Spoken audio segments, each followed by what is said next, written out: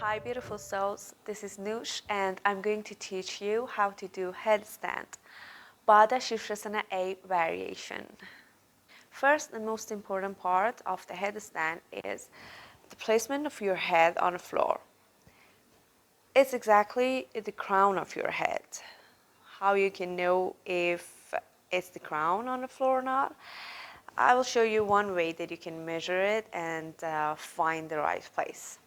If you hold your hand like this, only thumb and pinky finger is open, and put your thumb between your eyebrows, and then the pinky finger will be on your crown.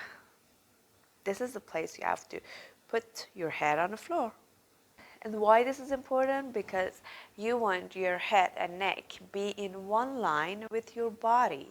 The placement of the elbow on the floor is exactly the same width as the shoulders. And you have to measure it like this. Be careful, it's not holding the forearm or hugging yourself. Only the fingers will be around your elbow. This will be exactly the same size as your shoulders. Now your hands, after you measure your elbow and put it on the floor, you have to interlace your fingers. I'll show you a trick that I use so there will be less pressure on my fingers. Bring your hands together and interlace your finger. The last pinky finger, bring it inside. How you feel? I feel less pressure on it, especially when I put it on the floor to do the headstand.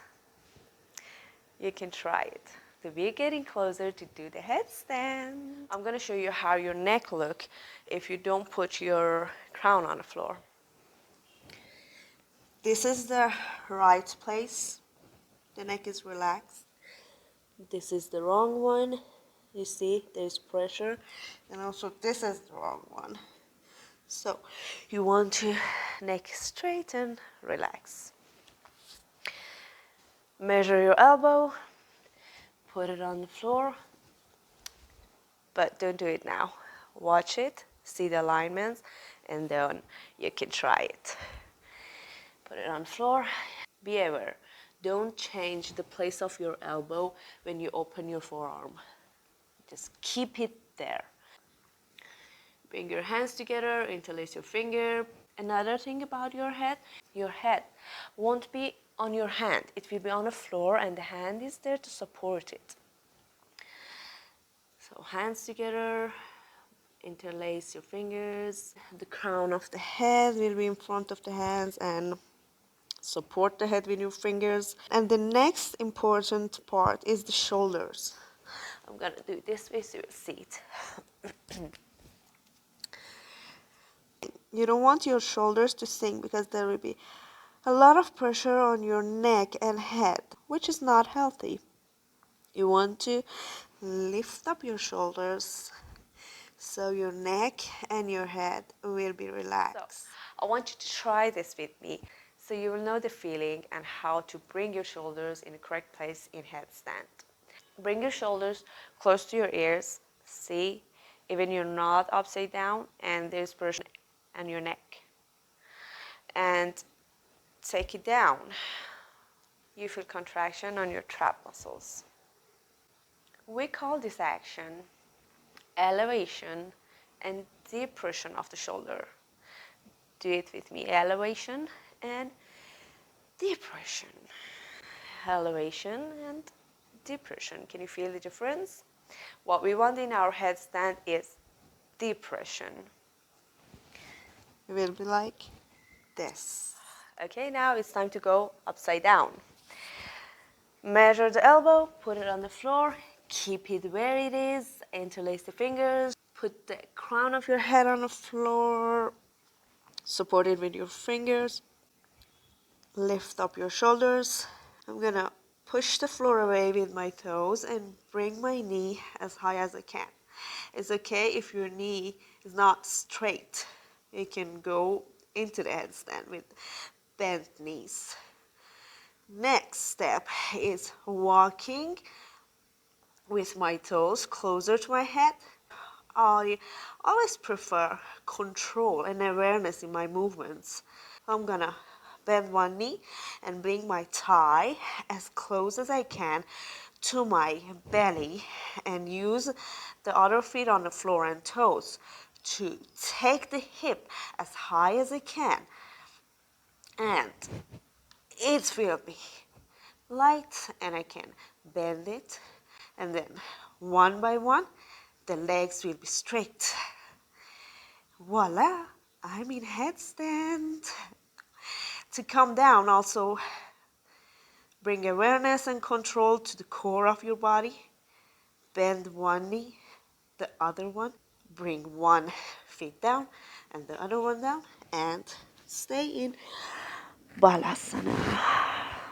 So yeah, breathe. Relax your head and neck. Slowly come up.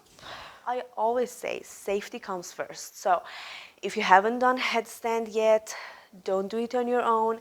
Go to the yoga class, ask a teacher, and the teacher will help you to do your headstand. If you already know how to do it, but you don't have enough stability, strength and balance to stay in your headstand, wall is always there, and you're more than welcome to stay safe because you love your neck, you love your body, you don't want any injuries. You want to stay healthy and keep practicing. I'm going to show you how to do it in front of the wall. Also, for those of you who already know how to do the headstand and it's getting boring, of course, there's a lot of benefits of doing the headstand every day and stay in it for a couple of breaths. But I'm going to show you what you can do in your headstand to make it challenging and bring more strength to your body. It's time for headstand with wall. You need to put your hand close to the wall. It can be one fist away off the wall. So the measurements are all the same. Bring the crown of the head on the floor. Shoulders are lifted. Push the floor away with your toes. Walk with your toes closer to the head. One knee bend. If you feel you can't do this, there's another way that make it easier. Bend one knee and take it up. And you can do a little bit of jumping, so the legs are straight and the feet on the wall. Be careful, you don't want your hip on the wall. Take your hip away off the wall. Aware of your shoulders. Take one leg away off the wall. Bend another knee and hold it there. You don't want this shape on your lower back. Take your hip up, contract the lower belly, and now if you feel the other leg is light on the wall, you can just bring it together and hold it there. And to come down, bring your feet back to the wall. One by one, come down.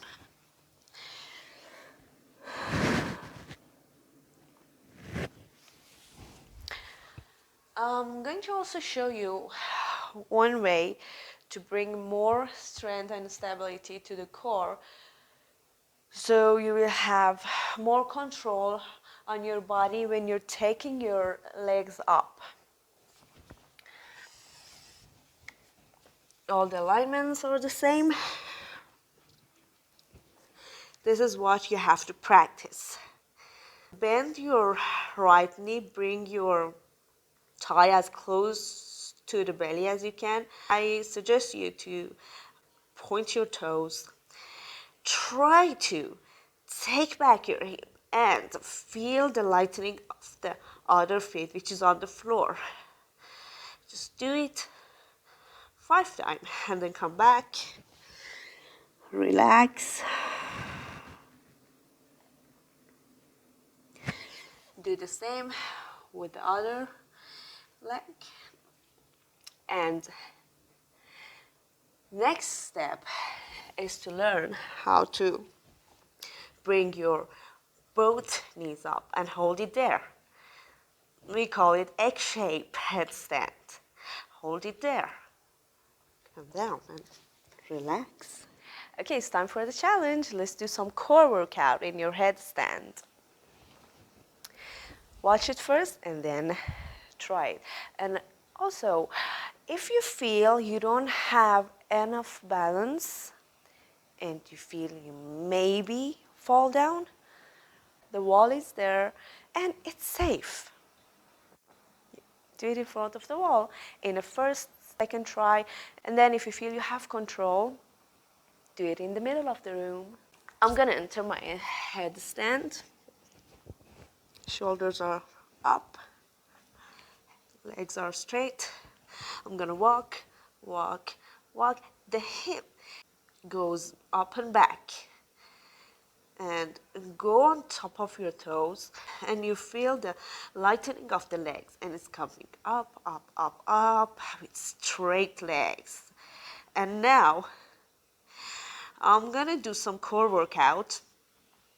I'm going to bring my legs down as close to the floor as I feel I can hold it and keep it there, and then bring it back. How this movement happens, think of taking back the hip and bringing the feet close to the floor with control, and then slowly go up. Do as much rounds as you can. Don't forget to breathe.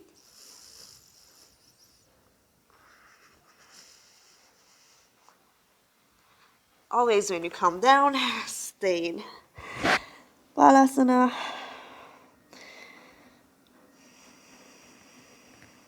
Relax. And slowly come up. Thank you for watching my video. I hope this is helpful for you. Try it and give me your feedback. I would like to have your opinion about it. Namaste.